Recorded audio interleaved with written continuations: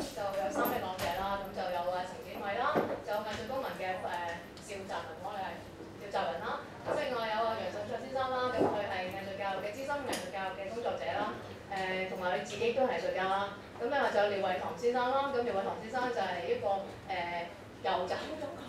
港台都會有，同埋佢作品好豐富啦，佢係一位詩人啦、攝影師啦，同埋亦都參與過好多有關大陸嘅一啲嘅社會運動嘅。咁今日就首先即係大家拍下手先。今日嘅題目咧就係艾未未作為一個方法啦。咁其實咧之前咧阿 Jer 咧另一位即係亦都係藝術公民嘅成員啦，其實佢提出咗一啲問題咧，其實都好值得我哋延伸去討論嘅。咁譬如我有啲朋友可能頭先未嚟啦，咁我做一個好簡短嘅一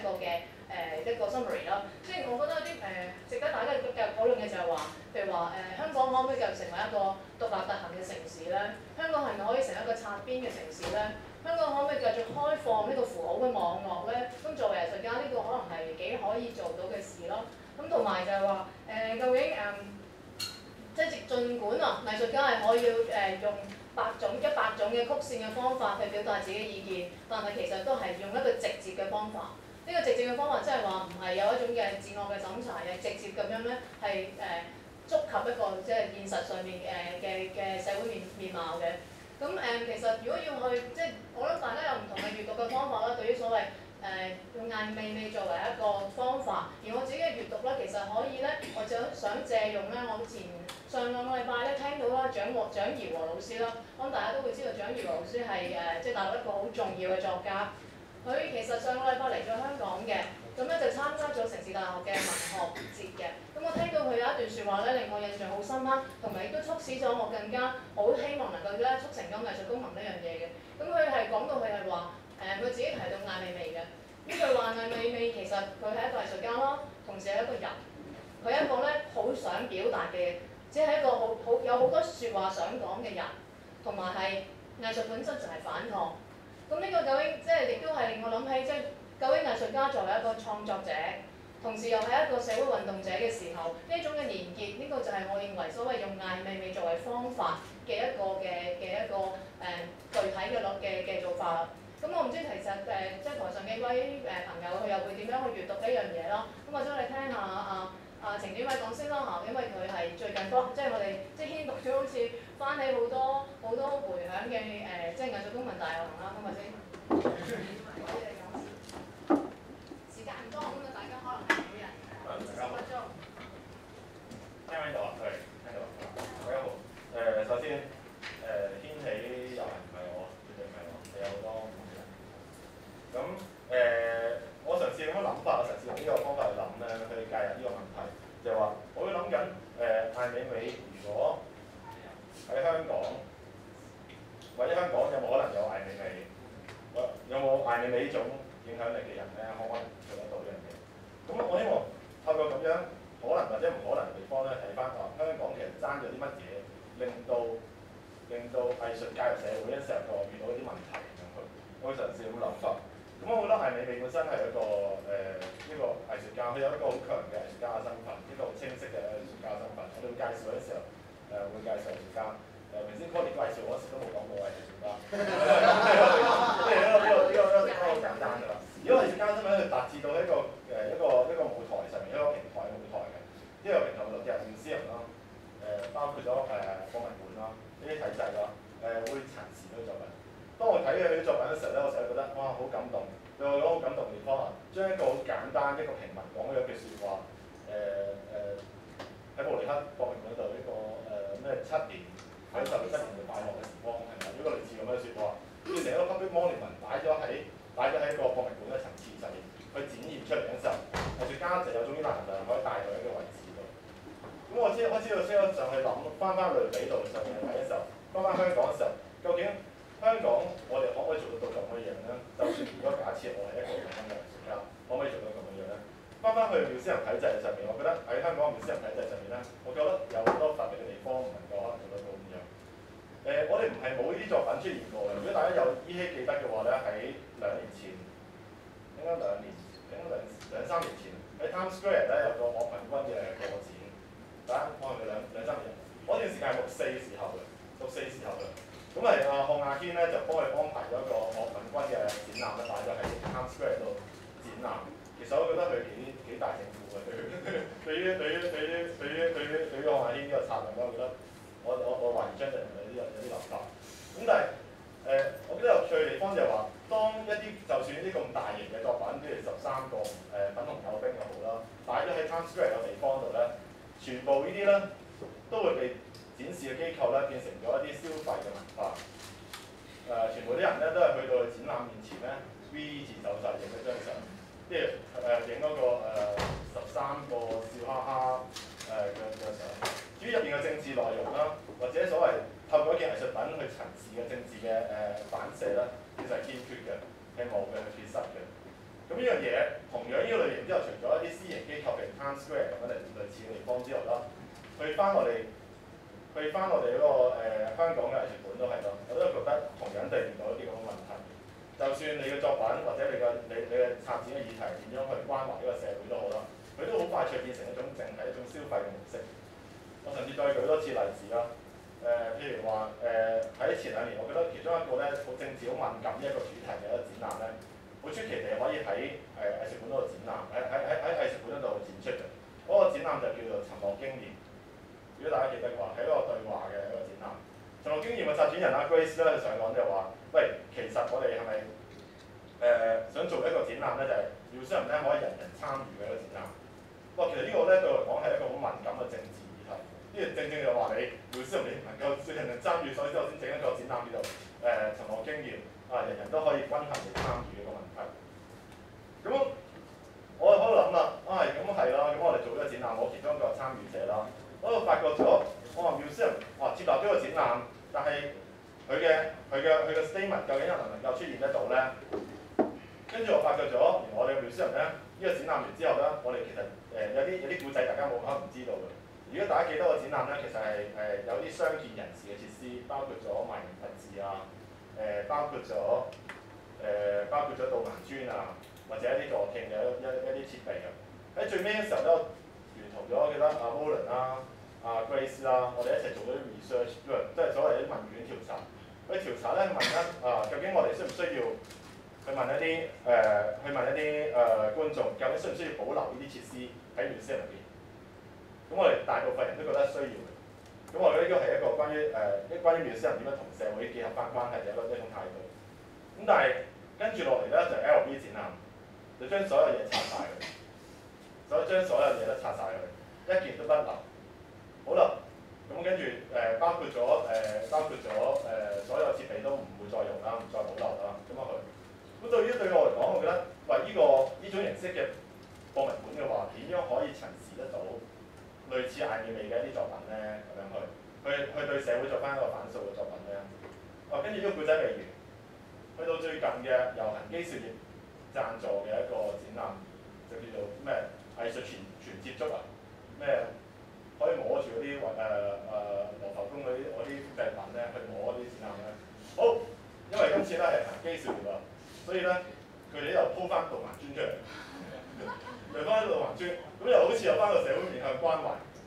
喂，大佬喺呢個咁嘅思入邊，我點樣去睇地方？即係話，喂，突然間又鋪翻出嚟，又有翻啲助聽器，重新買過呢個地方。嗰啲唔係嗰個助聽，有啲導賞器。喂，我見到原來我哋個 museum 咧係咁樣嘅，係一個冇態度嘅 museum。喂，就算你一個藝術家有幾個態度都好，你去到一個咁嘅 museum 嘅時候，究竟你係咪可以講得到你想講嘅嘢啊？而家你講嘅嘢究竟有冇力量嘅？咁呢個咧我係擔憂係灰嘅，呢個灰嘅地方。咁呢度有少少例子咯。又或者其實我覺得藝術品係咪需要一啲特別去做一啲內容咧，指向咗社會嘅一啲議題先係叫做同時介入社會咧？我覺得喺另外一個層次上面睇咧，我覺得又唔係咁樣嘅，又未必係淨係咁樣嘅。譬如話，因為我對香港歷史人實在太有興趣啦。因為而家做緊一個夏碧泉嘅展覽，可能大家都知道夏碧泉嘅展覽。夏碧泉嘅展覽上面咧，我睇到有趣嘅地方就係話，喂，佢擺得好靚，其實對我講個擺字嘅夏碧泉嘅展覽好靚。如果大家有認識夏碧泉嘅作品咧，其實佢住喺土瓜灣嘅，因為土瓜灣呢種舊嘅社區啦，佢可以咧，佢執咗好多腐實物啊。腐古實物啊，去成為一啲砌一啲有趣嘅雕塑。佢啲作品上面咧，好有好多我覺得喺生活上面啲雜碎零碎啦，係需要一個社區嘅 support 嘅，佢需要一個社區 support 嘅。但係我哋嘅論述上面咧，其實museum咧唔會帶到去呢啲作品係需要一個社區嘅保育啦，先可以繼續有啲咁嘅創作嘅。當然啦，阿生已經講晒啦。但我想講話，呢類型嘅創作，如果就算種美學式嘅啲美感式嘅雕塑都好啦，我哋其實背後都有個社會嘅層次喺度嘅，但係冇人願意咁樣閲讀佢，淨係消費咗一個造型嗰個本身。咁呢個就係我見到Ai Weiwei 其中一個面向，作為 museum artist 嘅其中一個面向咧，喺香港不可能嘅實踐嘅地方。係咯，我見到呢個其中一個我覺得最大唔能夠見到嘅地方。咁另一樣嘢就係大會入邊都提到另一個地方，就係叫塗鴉藝術家或者塗鴉少女嗰地方。對於我嚟講，呢個前面其實對我嚟講比較悲觀嘅，後面一段咧，我覺得對我嚟講覺得比較樂觀嘅，見到塗鴉少女嘅出現啦。其實我見到一種咧，我覺得香港未有一個土壤，或者我補翻詞先啊。香港未有一個土壤俾到艾美美呢類型藝術家作為museum藝術家嘅陳詞作品，香港未有一個土壤。但係塗鴉少女又好，塗鴉藝術家所產生嘅事咧，俾我感覺到咧，香港嘅土壤咧開始已經成熟緊，佢令到我哋咧去覺得塗鴉藝術又好，或者一啲邊緣所謂一啲雜界式嘅藝術又好，市民嘅接受程度慢慢地，雖然我覺得有啲人唔同意啦，慢慢地多咗啦。咁呢個對我嚟講比較樂觀嘅，即係喺呢件事上面，咁係透過一個人去開始試嘅時候而產生咗共鳴，而產生出嚟嘅。咁係啦，呢個就係我所見到嘅嘢，係啦。係啦，有冇其他？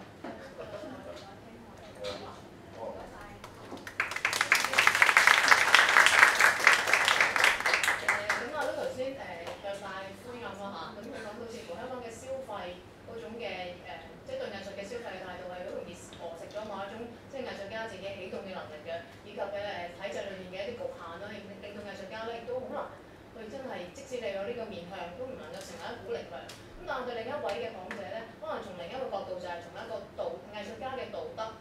藝術家嘅道德成為咗佢起動嘅一個好重要嘅力量咯。正如即係如果你睇報紙嗰位塗鴉少女都有曾經講過，係某一種佢都係一個人，係一個公民，佢見到一啲不義嘅事，所以佢成為咗佢要行出嚟，係因為係基於某種嘅道德嘅驅動嘅。咁或者我哋請阿 Ricky 講下呢一方面嘅嘢啊。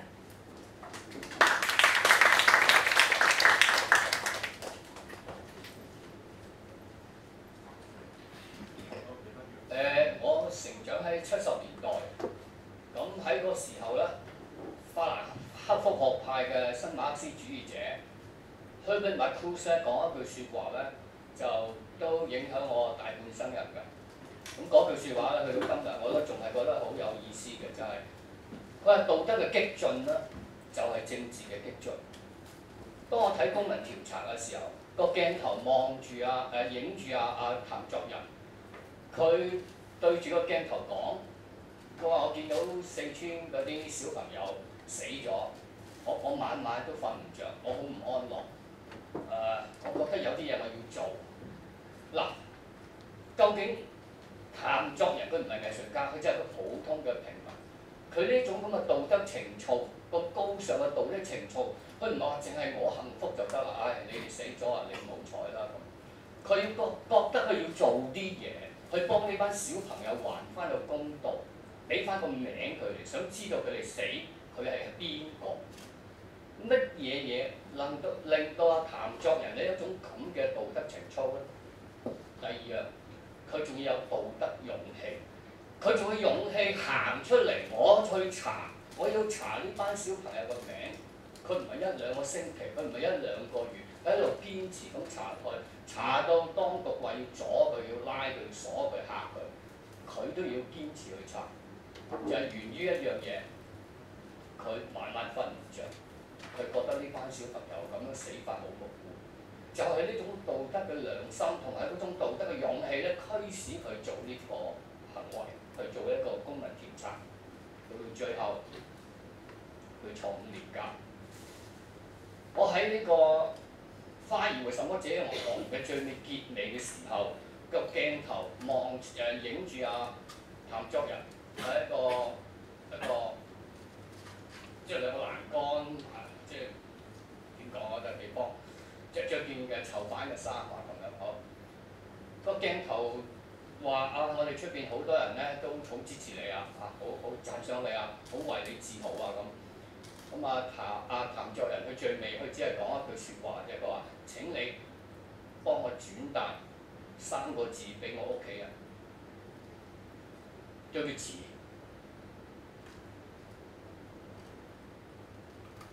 佢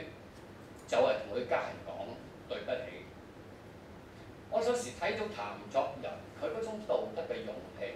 同埋嗰種道德嘅力量咧。當我翻返去我學校，我再睇翻香港一個咁犬儒、咁民粹嘅地方嘅時候，我點會出到一個譚作人？點會出到個艾未未出嚟啊？尤其是我喺學校裏邊見到嘅日日都販賣一啲反智嘅嘢。咁所以變咗由呢度咧引申到我諗，艾未未佢除咗特立獨行，佢背後其實係有一種好強烈嘅道德力量喺度。佢夠膽向住天安門用隻中指，用佢個身體喺個現場，我就忽你呢個天安門。天安門上高有個毛澤東，我要用個草泥馬揞住我個下體，我要草泥馬黨中央。即係呢一種用個身體去直接話俾你聽，我要挑戰你最高嗰個權力中心。呢種道德勇氣係邊度嚟？當我睇完之後咧，只有慚愧兩個字。咁所以變咗咧，我覺得呢句説話，當藝術你要介入政治嘅時候，中間仲有一個元素，就係嗰種道德嘅力量同埋道德嘅勇氣。佢要去撐下譚作人，啲差佬入嚟打到佢頭都爆埋。去到德國醫，你估佢唔知個後果咩？隔離嗰班人幫阿艾未未手，嗰個 studio 嗰班人，你估佢哋唔知危險嘅咩？譚作人個老婆黃興華，佢唔知佢哋自己做緊嘅嘢。艾曉明靜雞雞又冇話靜雞雞，跟住佢哋拍足幾年。艾曉明2年前話本來要嚟香港，但係都唔俾佢哋。佢都要拍落去。我有時見到呢班朋友咧，佢哋嗰種嘅道德力量咧，真係好厲害啊！尤其是喺我香港呢個環境咧，我係慚愧啊！好啦，翻去一個政治藝術嗰個層面咧，簡單講兩句。喺以前咧，我哋講係 representation of politics。如果要講政治嘅，我哋睇下點樣將個政治呈現出嚟。最簡單嘅咧就去畫幅畫啦，譬如嗱，我盡量去講一啲用語言去形容一啲畫啦，因為未必個個都係學過藝術啊。譬如喺德國嘅時候，有個 George Grosz， 佢用一個性嘅表現手法去醜化嗰啲軍官，醜化嗰啲上流社會嗰啲人。譬如 Kathy Kollwitz 啊。佢用版畫嚟到去描述工人佢哋受壓迫，去描寫女人點去保護嗰啲孩子嗰種嘅力量啊，都係用一幅畫嚟到去講政治。但係去到今日呢個年代咧，我哋啱要調翻轉啦，就係講 politics of representation， 就係當我呈現一樣嘢嘅時候，用乜嘢手法去呈現，嗰個手法先至係一個政治。所以我覺得個塗鴉少女咧係好叻嘅，佢真係喺香港裏邊咧，我就第一個行出嚟，我話俾你聽，我就係要撐艾未未，我仲要喺邊度噴啊？我喺國金嗰度噴，國金係資本家，佢哋一路喺嗰度銀行家喺度出入嘅地方。我要喺星光大道嗰度噴，因為佢好多大陸嘅遊客，佢就要喺呢兩個地方，我話俾你聽，我要撐艾未未。呢樣嘅道德嘅勇氣同埋嗰種行動咧，我亦都係好慚愧。所以當明報訪問佢嘅時候，佢話：我都預咗坐監㗎，如果拉到我哋咪唔可坐㗎。咁同埋咧，我喺呢個訪問嘅裏邊咧，佢哋已經提到一樣嘢咧，佢話藝術嘅前提咧就涉及思想自由。現在有好多人都唔，現在卻有人説不行。要管制藝術自由就係要管制思想自由，因此現時要超越社會基本嘅道德底線，即係佢都睇到原來一個道德呢一個樣嘢，其實係嗰種思想自由或者個思想自由表達嘅時候咧，呢樣嘢係冇得傾㗎，係一定要撐㗎。所以如果我喺香港呢笪地方，如果我哋仲係要咁曲線嘅話咧，我哋真係覺得有愧於上高嘅呢啲朋友。我同學生畫咗個中國地圖，我全部有晒白色，淨係香港有一個地方一點係紅色。我同啲學生講，我話中國今日已經係有一個白色恐怖喺度，全部白色㗎啦，仲有一點地方就係紅色嘅，你仲可以講係嘅。紅色冇特別意思啊，就攞起支粉筆就點落。咁但係我話，如果呢個紅色呢點都抹埋去，我用個粉筆抹，用個手指抹咗去，然後用個白色粉筆填滿晒嘅時候，你想唔想見到一個咁嘅中國？咁我哋大家去反思下呢個問題。所以我成日覺得咧，喺香港呢笪地方，我哋家下可以用好多唔同個方法去介入個城市裏邊咧，去做一啲顛覆嘅行為。咁我上網咧就查下啲資料，睇下有啲咩可以同我今日要講嘅有關咧。咁啊亂打亂撞咧，就俾我 kick 到啊 David Harvey 喺2008年嘅 New Left Review 嗰度咧寫咗篇文章叫做 Right to the City， 對城市嗰種嘅權利。佢話要改變自己咩？首先你要改變個城市，你要透過改變城市嗰種空間或者嗰個城市嗰種嘅資源，你然後先至可以爭取你自己嗰種嘅權利。所以喺最近嗰個塗鴉啦，同埋嗰種光影咧，我覺得真係好正啊！呢班後生仔班80後真係好得，我哋呢班老嘢都要收檔啊！咁佢哋都真係喺個城市裏邊，我就今日喺荃灣噴，聽日喺上環噴，你拉幾多個？所以變咗咧，我覺得喺今日香港咧，呢一場嘅城市戰爭咧，其實應該係呢個時候應該開始㗎嚇。OK，我講係咁多，多謝。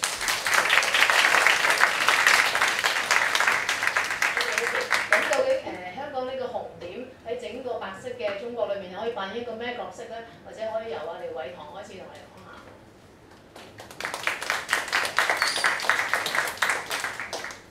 係咯，其實我話題咧都可以接住上邊有啲嘢可以講翻嘅。其實喺中國嘅藝術圈嚟講，喺過往嘅10年甚至20年嚟講咧，喺2008年之前咧，艾未未喺成個中國藝術圈其實係唔係咁受待見嘅，係甚至係經常受到其他藝術家同行批評，受到批評家嘅批評。因為點解咧？因為中國嘅藝術嘅現當代藝術佢建立嘅有一個起點咧，就係反對文革時期或者文革更之前嗰種泛政治化藝術。咁所以中國嘅現代藝術咧係好刻意咁樣有一種去政治化，或者咧甚至乎咧去道德化嘅嘢，即係覺得咁樣先係一種純粹嘅藝術，唔可以有更多嘅價值可以附加喺上邊嘅。藝術就做藝術上邊嘅價值，已經係一種係一種宣示一個藝術家本身嗰種政治立場同道德立場。所以咧，當艾未未喺美國翻嚟中國嘅時候咧，佢辦嗰幾本白皮書啊、灰皮書啊嗰啲，同埋佢嗰陣時做嘅一啲藝術嚟講咧，相對於嗰陣時中國藝術嚟講咧係好簡陋或者係好赤裸裸。所以咧，好多藝術家會覺得佢咧係又係翻嗰種以前嗰種咧，用藝術嚟將藝術作為工具嚟講，即係嚟講一啲政治立場啊、道德立場咁。但係艾未未其實佢從好早咧已經好相信呢樣嘢嘅。咁佢喺1997年翻嚟辦灰皮書嘅時候咧，佢已經講佢對藝術嘅睇法係咁樣，將對潮流嘅關注轉變為對個人方式和問題的關注，將對形式嘅探討轉變為對生存處境、精神價值的探討，藝術才能有所覺悟。咁後嚟咧，甚至乎去到2004年嘅時候咧，佢寫過一篇好重要嘅文章啊，個題目已經係我覺得佢係有啲對，即係大陸藝術圈對佢嘅質疑嘅一種挑釁或者一種反叛。佢話建築是品行最終的呈現。咁建築同道德品行根本係喺幾乎所有嘅建築師嚟講咧，都唔會話將呢樣嘢聯想埋一齊嘅。咁包括我哋嘅藝術欣賞者啊，或者係對現代藝術好熟悉嘅人嚟講，都唔會話將道德同建築藝術掛鈎嘅。咁艾未佢其實佢一直咧就有呢個介入性嘅立場咧。咁一直佢受到喺大陸咧，其實係好多藝術家係唔贊同佢嘅。但係而且咧，大陸藝術家本身咧，佢哋嘅身份地位咧，同艾未好唔相似嘅一樣嘢就係現代藝術現代中國現代藝術嘅大潮開始之後咧，其實好多藝術家咧係成為咗一個既得利益者嘅。大家都知啦，佢哋嘅作品好賣得啦。佢哋過住相對於普通嘅中國人咧，相對更為優越嘅生活啦。咁所以咧，佢哋係覺得佢哋所作所為咧係正確嘅，而且係對自己個人嘅存在係有利嘅。所以佢一直都未有話可以好似艾未嗰種將藝術同道德同埋政治聯想喺埋一齊。但係呢個轉變咧，後嚟有啲慢慢嘅轉變，就係因為喺中國嗰種種種嘅利益衝突越嚟越厲害、越激化嘅時候咧，即使嗰啲即係高高在上又好，或者係不問世事嘅藝術家又好，都受到衝擊。比如話拆遷呢樣嘢，即係房地產商要收地，其中就會觸及到好多藝術家嘅利益，因為比如喺北京宋莊啊，或者係北京好多郊外都有藝術家村嘅。咁樣藝術家村咧，好多都係一種所謂嘅小產權房啊，係同啲農民買嘅，其實係話唔係咁合法嘅。所以咧，每次碰到收地咧，可能係首當其衝咧，藝術家係受到影響嘅。咁喺呢個時候咧，先至有好多即係國內嘅藝術家咧，係會為咗自己嘅利益受到侵犯咧，咁企咗出嚟。咁呢個咧都同艾未係唔同。艾未咧，佢係佢自己嘅利益未受到侵犯之前咧，佢已經企咗出嚟。佢係一個主動去，唔單止係爭取自己嘅自由，佢係將對他人自由嘅關注，或者對他人嘅權益咧受侵犯嘅關注咧，都納入自己嘅一個行動嘅指引入邊。所以佢做好多嘢咧喺中國，即係如果以藝術家嚟講咧，佢係好超前做得，所以好超前，而且好多人唔理解佢點解咁樣做。咁當然啦，喺中國成個咁嘅藝術環境之下咧，因為呢種對政治化嘅逃避啊，但係同時作為藝術本身係有一種反叛同埋一種自由表達嘅慾望喺度嘛。咁呢兩樣嘢咧之間係好矛盾嘅，之間嘅衝擊咧反而咧即係造成咗咧中國當代藝術咧有一啲咧係好有趣嘅嘢，即係頭先上一場都有位講者講到啦，即係好多隱喻、好多反諷一啲奇怪嘅象徵嘅出現。咁呢啲嘢咧，反而又令我諗到喺香港嘅藝術會係點樣？因為香港藝術表面上好似係冇咁多限制，冇咁多先入為主嘅顧慮啊等等。但係點解喺咁嘅情況下咧，我哋反而係發現唔到，好似覺得係大陸嘅藝術會更加激，更加之有戰鬥性，係一種逼出嚟嘅戰鬥性。反而喺香港就缺失咗呢樣嘢，所以到呢幾日或者係最近呢一個月嚟啦，我睇到當然我睇到塗鴉少女啊，或者呢個光影塗鴉，包括埋陳展偉佢哋嘅行動咧，我覺得係非常之興奮啦。當然覺得同埋覺得係香港藝術家、香港藝術圈終於做到咗一個普通公民應該做嘅嘢，因為經常咧，包括喺大陸同埋香港，我都覺得係藝術家反而仲比唔上一個普通公民要做嘅嘢嘅時候咧，仲要係揾一個藉口，就係話自己係搞藝術嘅，我唔係搞運動嘅，我唔應該俾呢啲嘢傷害咗我藝術嘅。但係當你覺得呢啲嘢傷害緊你嘅藝術嘅時候，另外仲有更大嘅嘢喺度傷害緊所有嘅嘢，呢所有嘅嘢入邊就包括緊你嘅藝術，即係成為咗一種藉口啊！嗰種即係為藝術而藝術，成為咗一種逃避嘅好好嘅藉口。咁我喺香港同埋包括喺頭先講喺大陸咧，咁艾未嘅事件發生咗之後咧，反而比如話我係好關注新浪微博嘅，即係大陸依家一個最大嘅一個網絡嘅發聲嘅平台啦。喺上邊發聲為艾未未發聲，或者為其他被失蹤嘅人嘅發聲得最多嘅人咧，反而係一啲好普通嘅人，即係一啲係唔係即係新浪微博入邊有啲人係有 V 字㗎嘛，有 V 字即係所謂稍為有名啲嘅人啦，咁或者有啲係真係好大嘅名流啦，佢哋係唔會出聲嘅。咁我今日我睇翻，比如話睇翻呢本《此時此地》咧，入邊第3部分咧，艾未未講咗好多中國當代藝術家，而且好多咧佢都係仗義執言咁樣幫佢哋講説話嘅。但係我今日我突然間發現咧，佢入邊幫佢講過嗰啲藝術家咧，就得一個人今時今日仲幫佢講翻説話，就係左小祖咒一個搖滾音樂手。但係其他嘅人咧，全部係失聲嘅，包括好出名嘅劉曉東啊，或者係王朔啊呢啲有好大影響力嘅。反而咧就係見到好多微博上嘅平民啊、草根啊，係好多發聲嘅聲音喺入邊。咁我就聯想到喺香港，即係如果喺香港咧，我哋可以做啲咩嘢咧？咁當然呢個塗鴉就係我哋一個算係一個比較遲嚟嘅醒覺啦。其實呢樣嘢之前呢個光影塗鴉，我記得咧，好似係幾年前已經有人試過咁樣，係咪未試過咧？用燈，但係反高鐵嘅時候嘅，但係呢樣嘢點解後嚟又冇咗咧？因為嗰個技術難度太貴。但係今次呢個係好醒喎，我睇篇文，我大概明白佢嘅意思，佢係將個閃光燈改裝咗係嘛？非常之好。但係呢樣嘢我又諗到佢只不過係可以係零點幾秒嘅存留啦。當然佢影得相啦，呢種都可以講係一種精神勝利法啦嚇。但係點樣可以將呢樣嘢變得更大咧？我講最後一樣嘢嚇，就係、我覺得比如話微博就係一個咁嘅好契機啊！喺微博上邊。我諗在座嘅香港人咧，其實唔係好多人上微博，反而喺微博上面最多出現嘅香港人咧，係啲影視界嘅明星啊嚇。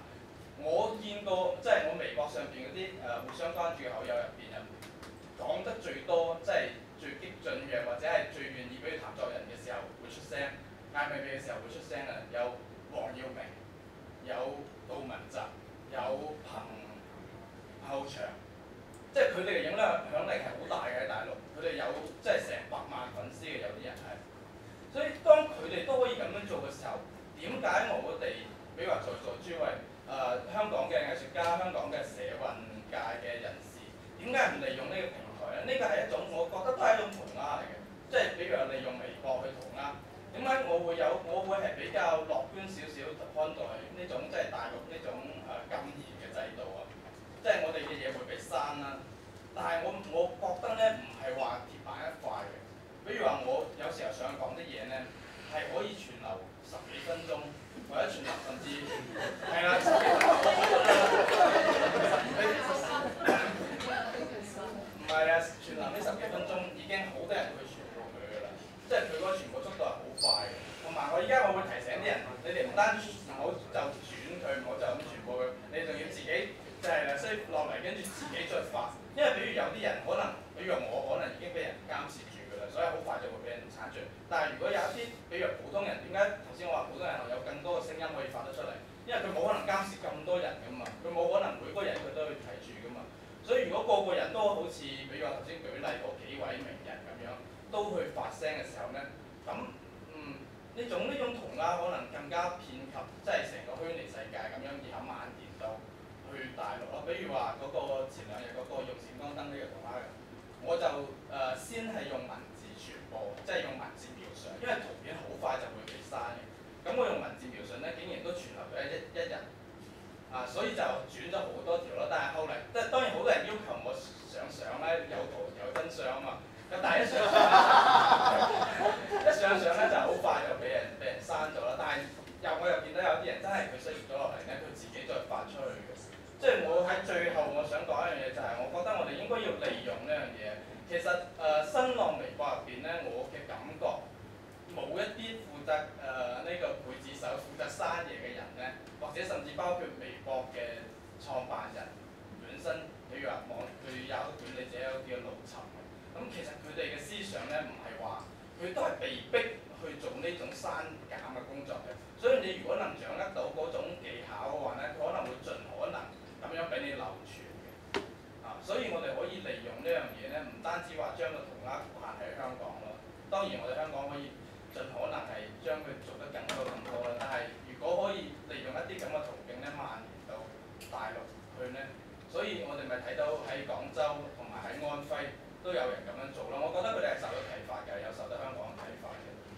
咁我覺得大家可以更加有呢種游擊戰嘅一種精神咯。另外最提到一樣嘢就係、我覺得咧我自己觀察咧點解我覺得呢1、2個月咧更加令人振奮咧？就係、我覺得以前喺香港嘅做藝術抗爭嘅，或者做藝術或者做社運咧有點而過於嚴肅同埋潔癖嘅。潔癖咧真係好似樣樣嘢咧好容易玷污咗你嘅神聖，即係我哋做社運係好神聖嘅，我哋做藝術係好神聖嘅，我哋唔可以同嗰樣嘢合作，可以同嗰樣嘢合作。但喺大陸你就只可以被逼去合作。比如話張曉洲係大陸一個都係比較有異見精神嘅一個作家啦。咁佢成為咗呢個時尚先生，大陸一本好出名嘅時尚雜誌嘅主筆之後咧，佢就不斷咁樣滲透佢嘅思想入呢個時尚先生，以至於時尚先生咧可以做過艾未未做封面故事，同埋另外仲有一本叫 I Look 嘅，又係呢種好時尚嘅雜誌嚟，亦都可以做艾未未或者做韓啊咁樣。其實我覺得我哋都可以盡可能唔好就局限喺星期日生活啊咁樣，即係可以盡可能咁樣拓展自己嘅長處。OK。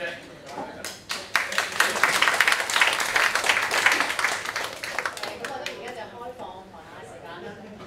請大家隨便發問啦。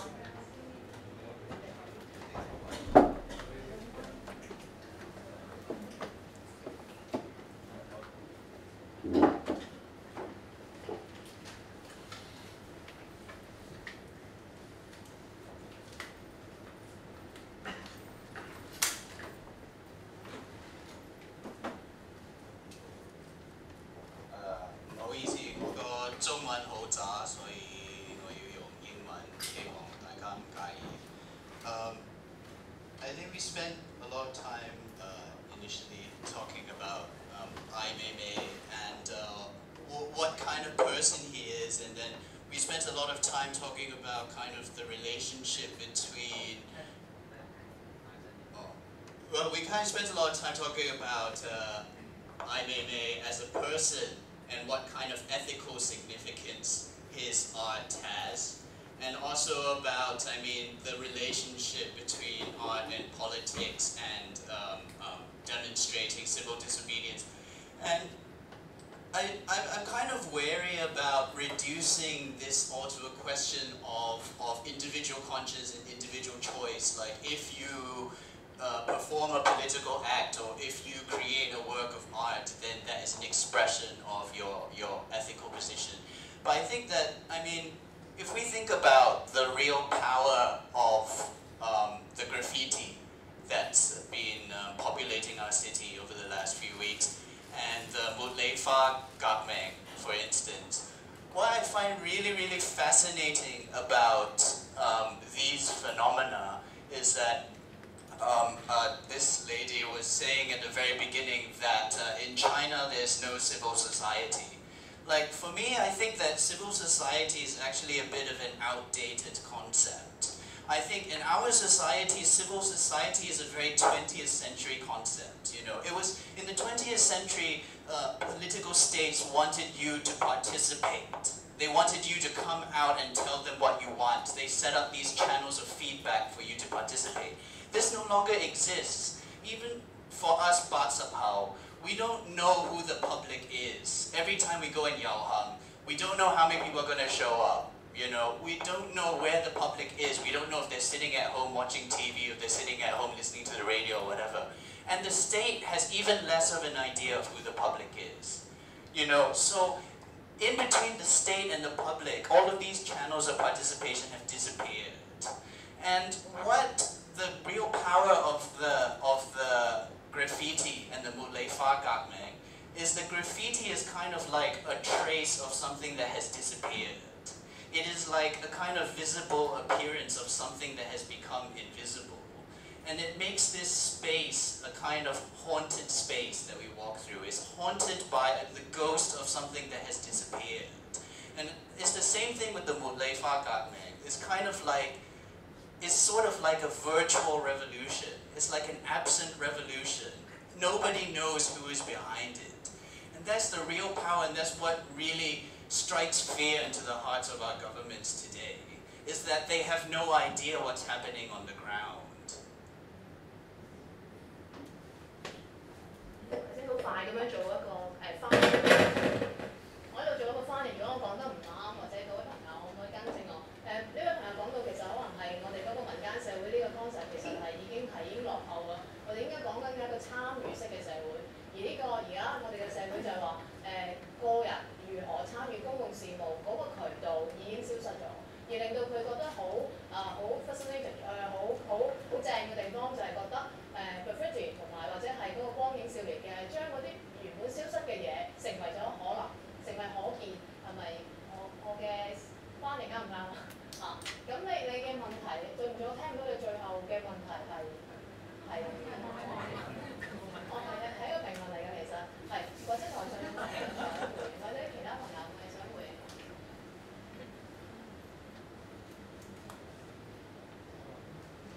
我諗我其實未必需要用咪啦，其實聽翻到佢講同埋一直以嚟講翻個公民社會嗰啲嘢啊，其實會唔會公民社會都係可能一個比較舊嘅 concept， 就係有一堆人去 lead 住一啲嘢，但係其實而家就好似聽翻講微博咁樣 share 微博咁樣咧，就普通市民去 share 都可能仲有個影響力喺度嘅。咁其實會唔係而家有互聯網喺度，反而就大家就可以叫做個個都係一個快報消息嘅，咁樣就可以其實你做咗一個叫做範式轉移嘅嘢，我會睇到。咁所以其實而家就係話個個都可以係一個表達自己，個個都其實可以係一個藝術家咯，我會係咁樣諗。同埋我會想問下，其實如果你講到藝術呢樣嘢啦，其實真正嘅藝術係咪話可以將自己嘅心思表達出嚟咁就得，唔需要話表達咩純粹藝術定係咩咧？呢啲只係一個巧立名目嘅詞語咧，我會係咁樣睇嘅。或者我哋集合，因為時間唔係太多，咁問多幾個發問講咩我？問多幾條問題先，係請。係關於藝術體制、藝術工具，好幾位講者講塗鴉，啱啱阿謝先生講香港藝術館，係咪謝先生？程先生，對唔住，我見過程先生，我對唔住，記錯咗個姓，對唔住。我仲記得仲記得2年前，在座啲朋友啦，就喺藝術館門前叫人哋唔好睇 Louis Vuitton 嗰個展覽。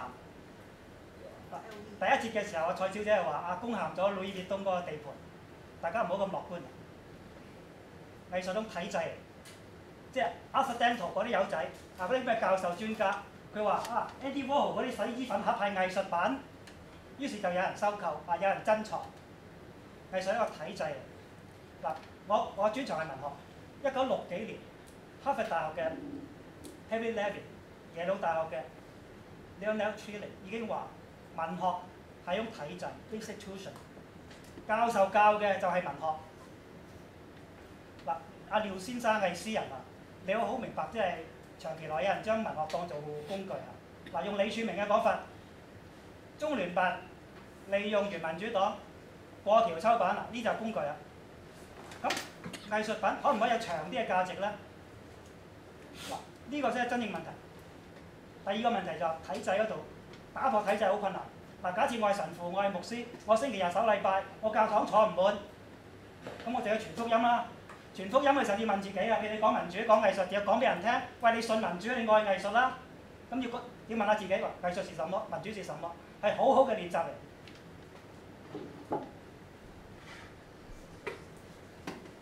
咁咧，我最近咧，即係大家嗰個遊行，即係我自己係參與喺藝術公民入邊㗎啦。咁咧，即係嗰個遊行都好似好盛大咁樣。咁我就想即係問下，因為我哋有其中一個口號係關於白色恐怖㗎嘛，點樣去對抗白色恐怖？其實我都想知道大家點樣睇白色恐怖啦，因為好似呢件事越嚟越入侵緊，無形咁樣入侵緊我哋嘅生活。但係我好想知道，即係大家感受到嘅時候，佢點樣去 release 咧？點樣去面對咧？或者點樣去話俾更多人知，其實呢樣嘢嗰個嚴重性係點樣繼續影響緊，或者越嚟越擴大緊咧？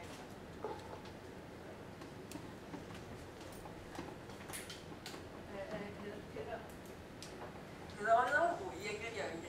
頭先講就係其實咧，顏美美咧，佢係好支持呢個茉莉花嘅。佢其實好強調咧啲嘢係要實名，同埋佢要 come out 嘅。佢係要 come out 嘅，因為佢對抗緊一個極權啦。當你肯 come out 嗰陣時候咧，其實你係喺度overcome 緊你嘅恐懼，係即係補充一樣。好，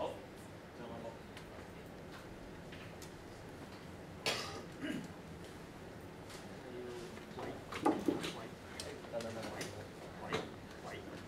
喂，OK。係一個所以叫冇辦法。咁上半場我聽到最尾嘅，所以其實聽唔得。OK，啱啦，得。我上半場聽到最尾，所以唔係聽到好多。不過後邊聽討論之後咧，我綜合做幾個回應。因為我諗上半場同下半場咧，都成日有一個問題，成日都問嘅就係香港人咧，或者香港藝術家咧，喺中國嘅政治或者中國政治裏面，唔係我冇戲喎，但係可以扮演一個咩位置啦？咁我頭先聽廖偉棠講嘅時候咧，我突然間諗，因為佢提過一點就係微博上邊好少見到文化人或者係藝術家，即係對艾未未呢件事發聲，反而比較多嘅係一啲影視嘅人咁樣，普通人咁樣。咁但係我喺度諗，即係影視嘅人最主要係講香港影視嘅人啦。而我講緊嗰種關心咧，其實我覺得有一個日常基礎，即係因為你知香港人生活幾忙先得。咁而我諗影視界之所以可以有一個參與嘅基礎，其中一樣嘢咧，因為佢有好大部分嘅時間，即係香港嘅影視界人咧嘅工作嘅環境係喺中國大陸。咁當然啦，你亦都調翻轉頭，因為你喺大陸工作可能會有多你嘅考慮。咁但係我覺得好一方面就係你對大陸嘅嗰種，即係中國大陸嘅嗰種生活嘅經驗，令到你對佢嘅認知唔係一種想像，而係一種真正嘅認知。咁我覺得呢個係重要嘅。譬如話你提到有一啲出名嘅作家，佢可以用佢喺大陸嘅作家用喺上面嘅一啲媒體去做一啲敏感嘅議題。咁我覺得其實除咗我哋話有一啲個別嘅事件出現咗嘅時候，我哋去介入或者發聲之外，其實係要做好多 preparation work， 就係你點樣去了解對方嘅文化，點樣走進對方嘅文化，而唔係即係有時嘅時候喺香港安全咁樣去做呢件事。咁另外一方面就回應Ricky 講一樣嘢啦，即係 Ricky 就係覺得好 curious 點解喺即係呢件事上面嘅係咪有一種道德嘅勇氣去出嚟做一件事。咁但係我覺得譬如道德勇氣有陣時我哋諗好似係一個個體嘅嘢嚟嘅，但係我成日喺度諗，因為最近教書開始諗到，即係一個自由嘅社會裡面啦，每一個體嘅權利啊、表達自由要被保障。咁但係其實一個個體同另外一個個體之間好多時都有衝突嘅，即係未必去到極權嗰種狀態。所以好多時喺一個自由主義社會裏面咧，同時咧其實係要有一種公共文化嘅培養，令到大家可以互相包容。咁呢種公共文化培養，除咗互相包容之外，就係點樣唔係淨係關注自己嘅事，而係去關注其他人嘅事。好似Ricky 講到，即係艾未未嗰種，即係佢唔係淨係關注自己嘅權益，即係自己嘅 studio 未俾人拆遷之前，佢已經關注。咁我覺得其實藝術咧或者文化喺呢類型係可以扮演一個角色，即係佢可以透過想像力嘅塑造咧。即係唔單止幫藝術家啦，其實係幫普通人咧去培養一種公共文化嘅。公共文化其實簡單啲嚟講就係你可以透過想像同情共感咁進入另外人嘅世界，明白人哋嘅苦難，明白人哋嘅快樂都可以咁樣。咁而最後一點我諗其實最後回應程子維Lud 講就係話，即係點樣介入即係藝術點樣介入社會咧咁樣。咁而家係咪差啲咧？我又覺得未必，因為我覺得其實藝術介入社會，我諗有兩方面。一方面就係當有一啲好清楚嘅政治議題事件嘅時候，譬如六四嘅時候，其實89年嘅時候已經即係啱啱嗰個神像冧咗嘅時候，香港即刻就已經有批藝術家做過一個像。咁我呢個係一個事件性嘅介入。咁但係我覺得更加另外一個深層次嘅介入就係我諗大部分嘅藝術創作咧都係透過想像去 work with 一啲條件或者一啲限制。即係嗰啲嘢可能係物料啦，最基本嗰啲未必係啲政治性嘅嘢。再近少少嘅嘢，可能係藝術嘅體制啦。再闊少少嘅可能係社會裏邊嘅條件啦、意識形態。咁我覺得其實過去嗰10年，我觀察到咧，其實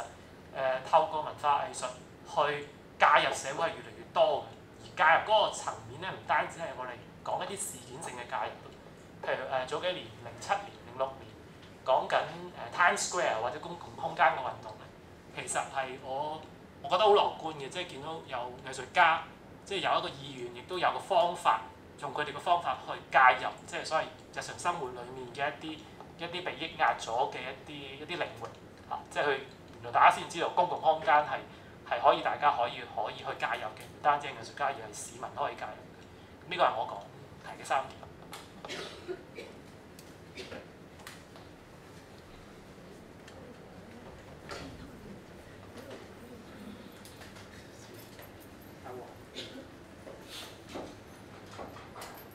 大家好，我係曾德平。咁我冇乜嘢，我想睇下大家有冇興趣想問一個問題嘅。我呢幾日諗緊咧就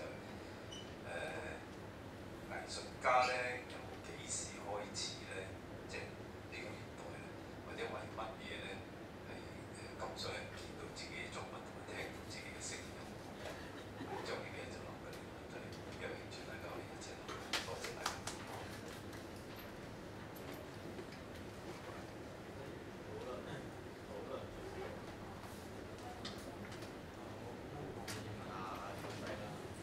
嘅唔係回應嘅係附話，因為佢想講嘅頭先阿小西講嘅嘢都係其實都係我想講嘅嘢。我哋對中國嘅想像呢樣嘢，咁我當然我算係一個舊移民或者新移民啦。咁我嚟到香港之後咧，我最詫異嘅一樣嘢咧就係我身邊好多人咧，佢哋竟然係從來未返過大陸嘅，我覺得好奇怪。咁當時只不過係奇怪，但係到咗比近年嚟咧，我甚至覺得有時會覺得有啲憤怒嘅，就係話你竟然你都未返過大陸，你喺度談何為中國民主乜咧咁樣。另外但係呢個都唔係太重要嘅，最重要嘅就係你因為咁樣咧，你缺乏一種對中國現實嘅一種感同身受。呢種感同身受咧，唔單止話係帶嚟一種令你憤怒、令你想要反抗或者去抗爭嘅，而係咧令你對中國有一種更全面嘅認識。就係比如話我身邊仲認識，比如冇一個做社工嘅人，佢認為咧去深圳咧就會俾人拉入廁所割腎嘅，即係呢種對中國兩個極端嘅想像，一個咧就係想像為中國仲係一個呢個人間煉獄，全部都係黑暗嘅嘢。另一個就係頭先上一場唔知邊位講到就係話係即係對中國咧完全係遍地黃金啊，翻去好多發展機會等等咁樣，即係其實都係走咗個極端咯。咁喺咁嘅想像之下，你冇一種自己對親身嘅體驗，同埋比如話同大陸人嘅一種交往啊。比如話，就算你唔可以親自去同佢哋生活，比如頭先我講微博，其實喺微博嘅嗰種存在，其實就係一種同大陸普通人嘅交往。比如我自己做嘅事咧，就係我喺微博上面，我關注咗好多大陸嘅普通人。即係關注咗大陸好多，比如普通嘅學生啊，普通嘅一啲，總之唔係名人啦咁樣，你先可以感受到其實佢哋喺度做緊啲乜嘢，同埋佢哋有啲潛藏住啲乜嘢。我覺得呢個係最重要嘅，就係我點解唔會咁悲觀對中國嘅情況，仲係抱有少少樂觀，就係我喺呢啲人佢哋嘅無論佢哋嘅絕望或者佢哋嘅虛無或者佢哋嘅種種反應入邊咧，我睇到咧佢係有希望嘅，就係睇到佢哋係唔甘心咁樣嘅現狀嘅。咁同埋咧喺佢哋嘅自己生活入邊，你係會揾到一種智慧嘅。嗰種智慧唔一定係犬儒嚟嘅，嗰種智慧咧係可能佢哋想方設法去一啲啲改變緊呢個國家嘅嗰種智慧。咁呢種智慧咧，我覺得係好重要，好重要。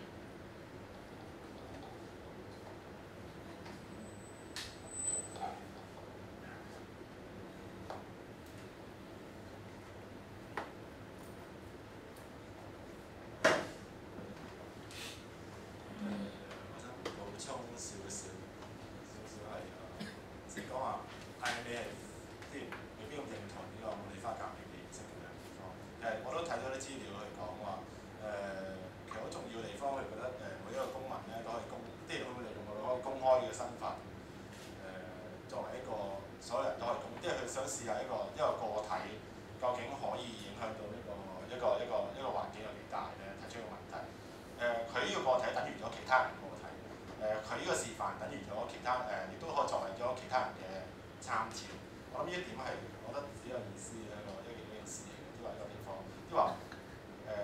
解要發聲？其實佢可以發聲到，佢唔係一啲特別嘅能力嘅人發聲，佢唔係一個特別嘅身份咯。而佢想用緊，譬如佢就算調查四川嗰啲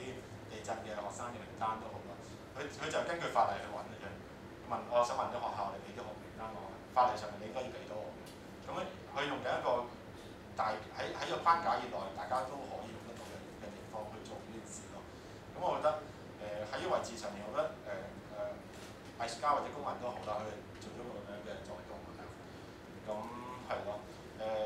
跟住落去就係話小西，我最認同小西講話其實我覺得即係有啲社會議題其實上面其實我都見到文化藝術其實係一種另一種方向可以去回應嘅，譬如公共空間嘅議題。公共空間當其時我哋搞公共空間有趣嘅地方係有班人，我記得好老實講，我記得有班人開始抄咗條例出嚟之後咧，就對於Times Square 我哋呢啲騎劫啊或者一啲擺檔嘅行為咧，就有啲異議嘅。跟住就話咧，你唔好搞亂我哋嘅部署啦，即係一班提政治即係搞政策嘅人咧，佢揾咗啲議題出嚟實。咁我當其時覺得都幾多奇怪嘅，啲話即係幾多奇怪，即係我即係都有少少擔心啦。第一樣嘢就係呢個其中一個搞手嘅時候，我覺得少擔心。喂，我會唔知定咧搞亂咗啲搞政策嘅、搞條例嘅人嘅一啲部署咧？咁我上次嘅經驗無論如何，上次嘅經驗就阿小西當然有啦。我哋就搞咗啦，我哋發覺咗藝術個面向入邊嗰地方好得意地方，佢喺條例嘅討論以外，佢就有一種身體力行嘅方法咧，去呈示呢個公共空間係屬於大眾嘅一種一種態度啦。係我諗其他媒介上面比較難啲去發揮嘅。咁我覺得呢個係一個我覺得有意思嘅事咯。係啦。至於阿 Keith 問嗰個問題話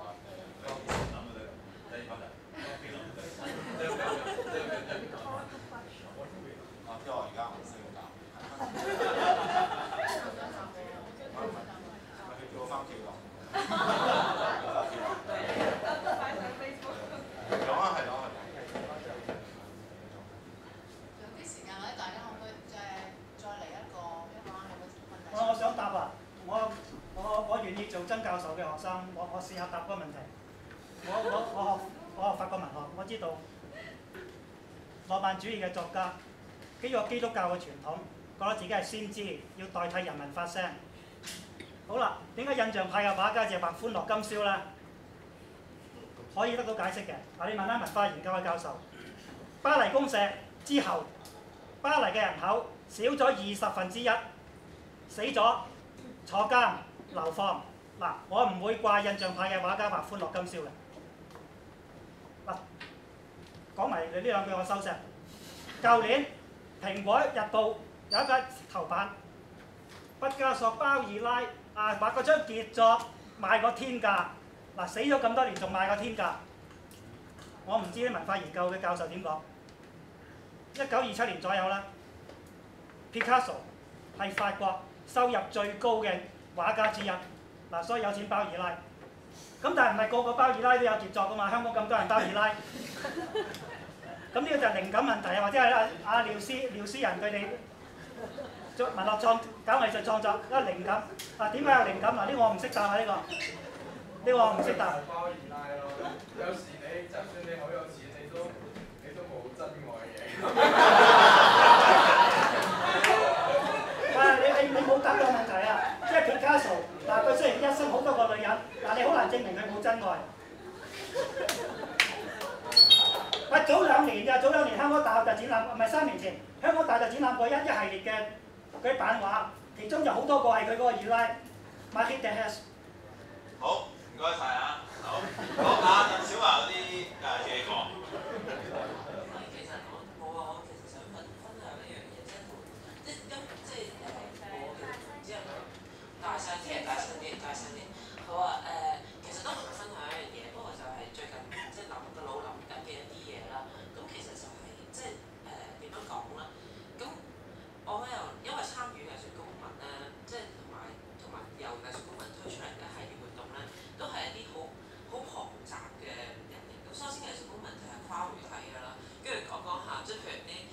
藝術家講下寡樂，不過我可能我問學嘅，咁即係跟住之後然後又仲之類嘅問題會好多，即係各個唔同藝術嘅範疇嘅人咧，係一齊去用自己嘅方法去諗嗰樣諗某一個題目應該點做呢樣嘢，跟住後來就再去到即係更有啲公共層面就係更加連即係藝術背景呢一樣嘢都可能取消埋，即係有好多市民其實佢唔係一定有乜嘢好深厚嘅藝術背景，佢都會願意因為某個議題而參加。即係我其實唔知我想同即係在場大家分享下嗰樣嘢就係、即係一個點樣講咧，即係由咁我一路睇緊少少阿倫特嘅書咁樣，而家呢個時候覺得好緊咁樣，係咯，即係黑暗嘅時代我哋就應該係睇阿倫特，看阿倫特。咁然後佢其實佢講到其中有一樣嘢咧，就係話因為點樣講咧，即係我亦要分享我自己嗰啲第一樣嘢就係、即係譬如一個有時候咧，譬如你即係我寫詩咁樣啦，即係好多人哋寫開嘅嘢，我係會唔想寫嘅。即係譬如即係寫波啊、寫微博嗰樣嘢都係冇。即係譬如某一樣嘢係如果好多人做緊嘅時候咧，你就會想令佢睇勁，或者係逼下咧，直頭就係唔講嗰樣嘢住咁樣，會係咁樣我仲談咁笑，即係你見到啲長輩露出啲恥笑。然後就但係阿倫特就講到呢一個就係話，即係當我哋嘅，如果當我哋唔同，當然就社會嘅唔同嘅人咧，因為某一個議題，某個議題聚埋一齊，然後各自去一齊做嘢，即係就算佢哋嘅睇法唔同啊，就算睇法唔同，然後或者係意見唔同，或者佢哋處理方法唔同，但係即係會共同關注嘅呢個議題嘅時候咧，其實一種公共性就開始出現咯。頭先有啲台下發言嘅朋友都話，其實我哋而家係即係唔係好知道個 topic 係乜，即係統治者又唔知 topic 係乜，我哋啲民間人亦都唔知 topic 係乜。咁以前嗰種透過大眾媒體而去另一個所謂想像嘅共同體出現嘅可能性又好細㗎啦。其實而家你喺街度行，或者你喺個城市裏邊生活，你係唔知道你係其實真係會唔知道自己所處何人啊，即係所處何方即係你周圍其實係啲咩人，你係會唔知㗎嘛。咁其實我覺得某一樣嘢係好開心嘅，就係即係喺參與一系列藝術同埋藝術公民，即係呢啲相關兩個範疇溝聯嘅時候，其實我會見到就係我哋重新出現翻一個公共性，然後去令到同時一班人唔係永遠都識嘅，經常都係有新面孔嘅咁嘅人咧，可以喺某個唔知係點樣打開嘅空間嘅時候，一齊咁樣浮現。咁我自己覺得呢樣嘢係好開心嘅咯，即係同埋係咯，都主要係覺得好開心。跟住受到大家恥笑咁啊！哇，藝術家乜嘢冇嘢？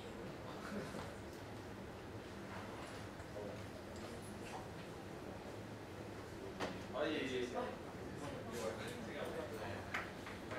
華嗰種即係話有個話題，大家都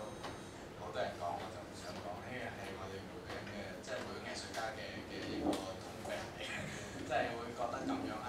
先係比較特立獨行啦。咁反而咧，我覺得艾未未幾令人珍貴嘅一樣嘢就係佢唔嘅嘢咯，即係佢唔怕人哋。有人話佢係利用啲熱點話題嚟令自己增加知名度啊，或者有人就話佢發生啲咩嘢重大事件，佢就要去到嗰度，比如話汶川地震啊，跟住呢個前文匯村長被殺啊、楊佳事件啊，全部都係最熱點嘅嘢，佢就會去關注咯。我覺得我哋唔需要避呢樣嘢嘅，即係喺我哋嘅創作上邊咧，其實可以兩樣嘢都做嘅。一方面係完全係一種自己個人性嘅嘢，一種咧係你自己嘅個人，亦都係屬於呢個時代嘅個人，即係你係呢個時代嘅其中之一員嘅時候。而且咧，如果話藝術家比所謂比普通人多咗少少乜嘢咧，就可能你嘅敏感度更大一啲嘅時候咧，你不妨將自己亦都係作為一個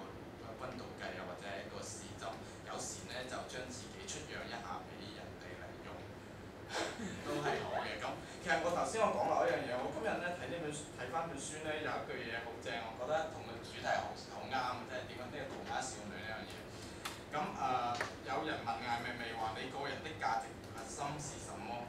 明明話就係希望別人能把我共產了，我希望別人能利用我，希望別人覺得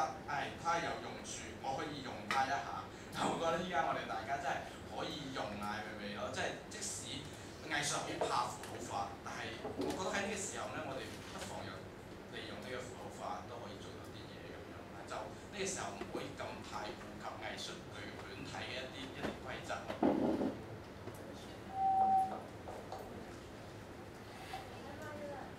即係咧我諗起之前咧 AV 有一次6·4搞咗個講座咧，咁就請咗嗰個內地嗰個 blogger 北風咧嚟講咧，咁其實成個我都唔記得晒，但係佢講咗説話好記到而家，佢就係話咧即係佢話香港人，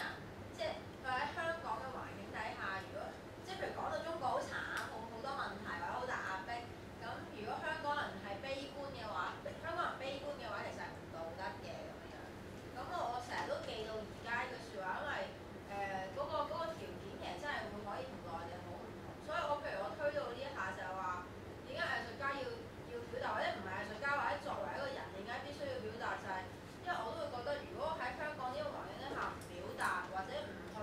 即係嘗試將嗰樣嘢擴闊嘅話，其實都係好唔道德㗎咯。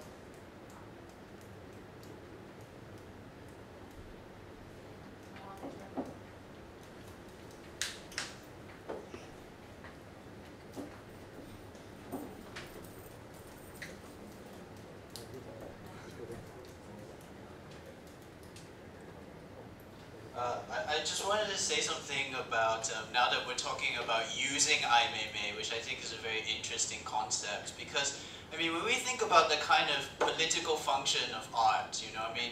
Jer was talking about, you know, okay, what is political art, and Jer also asked, you know, what is art's status as a commodity, you know, how is it that art can be saleable? I think in capitalism, this has always been a problem for capitalism, which is why art is precisely such a radical thing. Because art is not something that is calculable in terms of value. The value of an artwork is actually very, very arbitrary. These days it's determined by speculative markets and art dealers and all this kind of stuff. But in fact, I mean, art is something which does not belong to anyone. Which is why I kind of had a problem with us talking about Ai Weiwei and his artworks being an expression of himself. I think we need to move out of this kind of thinking where we think about art as being the property of an artist or the expression of an individual or the communication of some message that one individual wants to transmit to another individual. Because I don't think that art is like that, because when Jer says that art is a question, it's not really a question addressed from one person to another person, but art itself is a question. Art itself is an enigma that is released into this world. You know, it is something that is opaque in our world that is so transparent and wants to make everything visible and everything explainable. And I think that's really what the power of art is as such when we abstract art from whatever its message is or whatever its meaning is. 使唔使翻嚟㗎大家？使唔使翻嚟㗎？唔需要啦係嘛？要啊要啊要啊！我要啊喂！呢位朋友就同即係同你話首先我認同咗即係即係佢覺得利用艾未未係一個有趣嘅一個面向咯。咁亦都提到話政治藝術係一回咩事啦？即係追都有問過嘅。但係佢其實中間佢講翻堆説話都係話，我哋可唔可以拉闊藝術？係咪除咗一個政治功能啊，或者除咗佢可以市場入面成為一個拍賣嘅一個商品之外，我哋應該拉闊藝術本身就係一個問題，係咪咁樣？啊，係咪我哋應該唔可以即係企喺一個固定嘅位置去講藝術，係應該再拉闊翻藝術係啲乜嘢？係咪咁樣？咁呢個係即係好簡短嘅翻譯啦。咁或者再冇其他嘢想講㗎？咁樣 Ricky 仲有啲説話可以。其實將藝術加入政治呢一個咁嘅行動咧，到最後其實我哋目的都係希望一個公義嘅社會出現啊！無論你點講都係個最尾嘅 ending 都係呢樣嘢。咁我就想講一樣嘢就係再好啲啊，再理想啲嘅就係連藝術都飛埋。各自喺自己嘅崗位裏邊咧，去實踐你哋自己相信嘅嘢，咁又令到呢個社會更加嘅公義。例如嚇，2年前有一班藝術家係喺東頭村嗰度咧，將一條明渠咧，以前係好邋遢、好臭啊，咁啊用咗2年時間啊，同政府傾，同啲區議員一齊傾啊，咁啊裏面嘅成員係有中大嘅建築系嘅講師同埋一啲藝術家，用咗2年時間，而家終於將嗰條污糟又臭嘅渠咧變到有魚喺度游緊嘅，就喺東頭村。咁我覺得呢啲係喺香港裏邊咧，有啲人咧係默默地去做緊啲嘢㗎。啊，好似阿程展緯喺2年前喺 Times Square 食早餐，唔係我哋就是呢個食野餐。即係我覺得呢啲真係正，就係我就喺你嗰個空間嗰度我做嗰啲嘢。咁嗱，我就呢啲 bit and pieces 嗰一類呢啲咁嘅嘢咧，每個人喺自己度做啲，咁我覺得嗰種嘅公民社會意識咧，就會慢慢呢個即係實現出嚟。仲有一樣嘢，馬斯堡嗰度有班人，有班農民啊，有班人，佢哋默默喺度做緊一啲同呢個 permaculture 啊，民族農業或者 permaculture 啊嗰種咁樣嘅意識或者嗰種嘅 education 啊嗰種實踐喺馬斯堡嗰度做緊嘅，佢哋可以開始緊去影響緊個北區，已經有啲入咗學校添。咁所以我覺得係好欣賞咧，每一個人喺自己嘅區嘅崗位裏邊嚟到做呢樣嘢。到到最後，藝術係唔係真係喺呢個過程裏邊咁重要咧？我哋自己都可以反思下。另外一樣嘢，我要提一提一個我中意嘅藝術家叫 Mel Chin， 佢係一個 ecological artist 嚟㗎。佢用咗20年時間，透過種植、耕田、種植。將一啲毒咗嘅泥地啊，有毒嘅重金屬嘅泥地啊，將佢還原翻，可以種到啲植物。佢用咗20年時間，默默地去做緊呢樣嘢。咁呢啲唔係俾人睇到嘅，係自己裏邊用咗20年時間去做緊呢樣嘢。咁所以我希望咧，到最終你用藝術又好，唔係用藝術又好，都希望自己發下聲。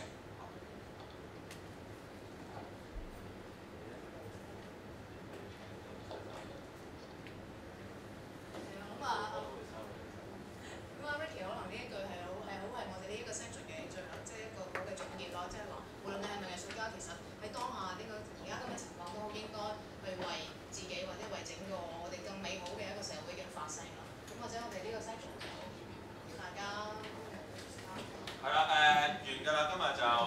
掌聲鼓勵大家坐低。咁搞呢即係呢個咩論壇，獨立媒體網同埋藝術公民合作啦。其實最終我哋都係要關注即係艾未未嘅情況，以至係內地嘅維權嘅情況，甚至乎香港嘅情況。所以大家密切繼續關心呢件事啦。以至到頭先都有講微博又好啊，又或者做一啲細水長流嘅嘢又好，以至到即係我自己有少少打個叉咧，即係唔一定要罷食嗰間茶餐廳嘅，不如我哋一齊幫襯佢，然之後用一啲經濟嘅利益去令到佢唔好頂政啦，係咪先？總之係啦，好多謝大家今日嘅出席，咁今日係咁多啦，唔該晒。